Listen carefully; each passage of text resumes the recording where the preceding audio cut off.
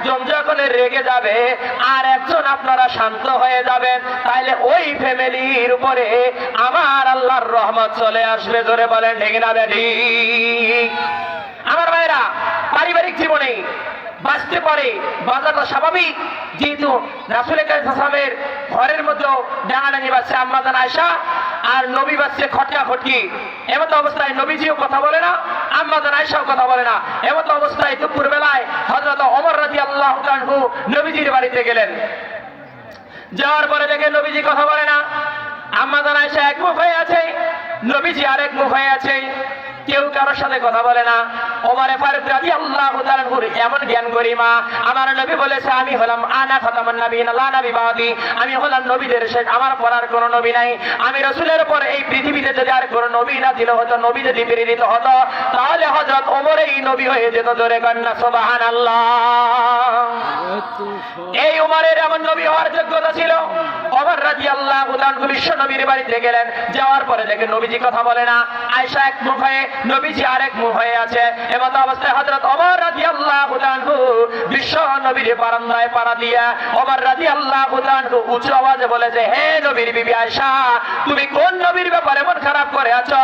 আমার আল্লাহ যদি ইচ্ছা করে তোমার চাইতে সুন্দর রমণীকে দিয়ে আমার আল্লাহ আবার দ্বিতীয়বার বিশ্ব নবীকে বিয়ে দিয়ে দিবে। জোরে কন্না সুবহানাল্লাহ। তাহলে আমার ভাইয়েরা, এই কথার দ্বারা আমি আপনাকে বোঝাতে চাচ্ছি, নবীর পরিবারে যদি খটকাখটকি বাঁচতে পারে, তাহলে তোমার আমার বাড়িতে বাজাটা স্বাভাবিক। কথা বলে ঠিক না বেঠিক? আর যে পরিবারই খটকাখটকি বাজে, এটা শুধুমাত্র শয়তানের কারণে হয়ে থাকে। কথা বলেন ঠিক না বেঠিক? যদি কোনো মানুষ বলে, বাবা হুজুর, আমি তোমার বড় আম্মার সাথে, তোমার চাচির সাথে 50 বছর ঘর সংসার করছি, জীবনে একদিন খটকাখটকি বাজে নাই, বুঝে নিবেন এই কথা যদি কোনো মানুষ বলে, বুঝবেন হয় এটা মিথ্যাবাদী, নাহলে বউয়ের গোলাম। কথা বলে ঠিক না বেঠিক? মহিলা মানে বাঁকা হারে তৈরি, তার সাথে সংসার করতেছে, তার সাথে বাঁচবে, না বাঁচবে কার সাথে? রে ভাইয়েরা, কথা কন না কেন? বাজাটা স্বাভাবিক। কিন্তু আমার ভাইয়েরা, কিন্তু বাবা রে, নারী মানুষ এমন নারী, একে যদি আপনি যদি একদম চিপি ধরেন, শক্ত করে ধরেন, তাহলে সংসার নষ্ট হবে। একে আবার যদি একটু লুজ দিয়ে ধরেন, তাহলে আমার ভাইয়েরা সেই সংসারে আগুন লাগবে। কথা বলে ঠিক না বেঠিক? আমার ভাইয়েরা, নারী মানুষ হলে কাঁচের গ্লাসের মতন, যদি আপনি হেলুক করে ধরেন, তাহলে ধরাত্তরি পরে গ্লাস যেমন ভাঙবে, বউ যেমন মেরেটারি হয়ে যাবে। আবার যদি কাঁচের গ্লাসকে যদি একদম যদি চিপা দিয়ে ধরেন, তেমনই গ্লাস ভেঙে যাওয়ার সম্ভাবনা আছে।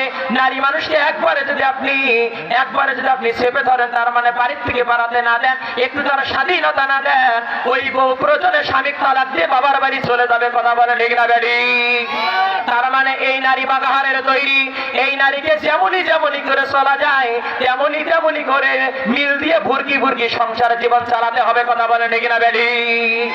আমার ভাইরা, নারী হচ্ছে খাওয়ার পরার প্লেয়ার। কথা বলে ঠিক না বেঠিক?